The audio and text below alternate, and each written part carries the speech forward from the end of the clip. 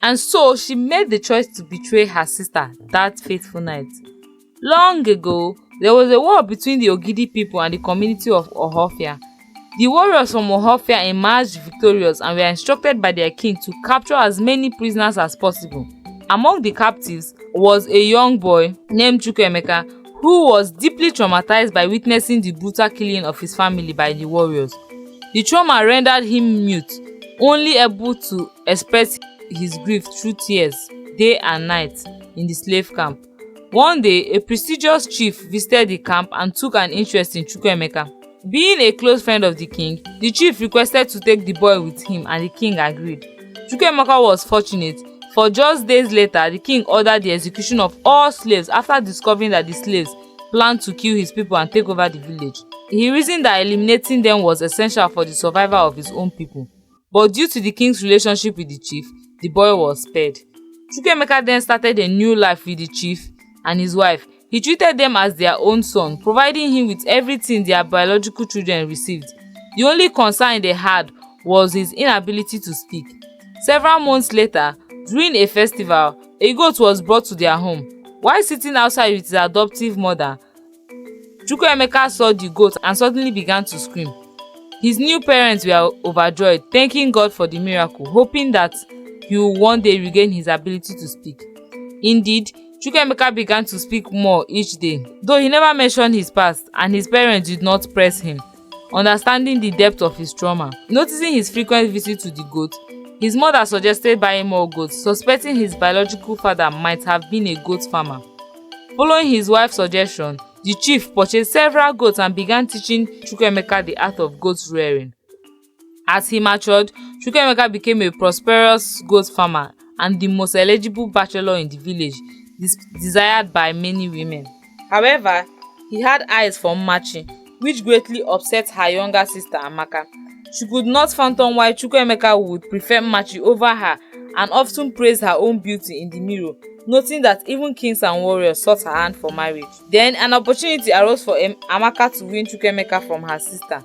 One evening, her mother asked her to find Machi, who was unusually late. Amaka searched the farm but didn't find her, so she went to check Chukwuemeka's house. There, she found Chukwuemeka drunk, lying under a tree. When she called out to him, he mistook her for Machi in his drunken state. Initially intending to leave, a sudden thought made her decide to betray her sister that night. Pretending to be Machi, Amaka responded to Chukwuemeka's call. After they made love, Machi's voice was heard calling for Chukwuemeka.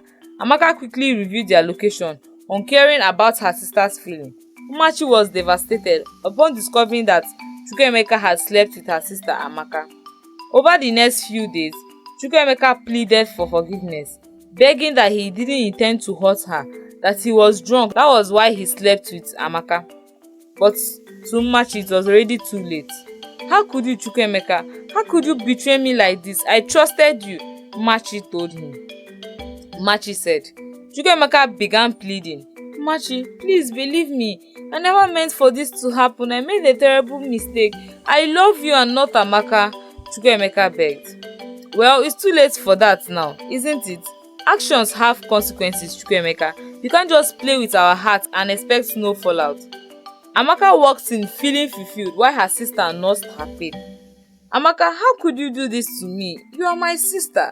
How could you betray me and then expose everything without a second thought?" But Amaka answered arrogantly, "I didn't want to live a lie. Besides, I deserve respect too. If Chukwuemeka chose me, then he should take responsibility for his actions." But Chukwuemeka turned to Amaka, begging her not to force him to marry her, saying, "You know this isn't right. We both know where my heart lies." But Amaka told him that his actions showed where his heart really lies. "And now, you need to make it right. You slept with me, you need to marry me," Amaka said. Eventually, Amaka married Chukwuemeka, the love of her life, and although he was kind, he did not love her. She believed that bearing strong children would make him love her, but she was wrong. The first year of their marriage passed without pregnancy, followed by a second barren year. By the 10th year, Amaka was already tired, believing her infertility was a divine punishment for her betrayer. Chukwuemeka, however, suggested adopting a child, which only brought Amaka to tears, accusing him of disrespect. At the end of the 10th year, Amaka finally became pregnant and delivered twins, but one child had a strange condition which led Amaka feeling mockery. She bribed the midwife to abandon the baby girl in the forest.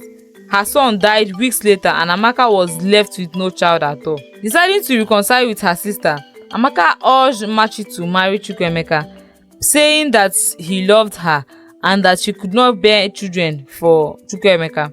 Machi declined, but upon Amaka's insistence, Chukwuemeka persuaded her. Within a year, Machi also gave birth to a child with the same skin condition. At first, Machi was very confused and depressed on how she could bear a child with such weird color. But Chukwuemeka recognized the skin color as his mother also had the same skin color. In modern day, it is called albino. This revelation brought Chukwuemeka and Machi immense joy, while Amaka was overwhelmed by regret and pain for how she threw her own child away, not knowing that the skin color was from Chukwuemeka's family. She cursed herself day and night for killing an innocent child and ruining her chance with Chukwuemeka. She lives in regret and eventually loses her sanity. Amaka lived out her days in madness, a reminder that wrong decisions can lead to disaster. Let us all be mindful of the choices we make. Do not forget to like, share and subscribe. Until next time, bye.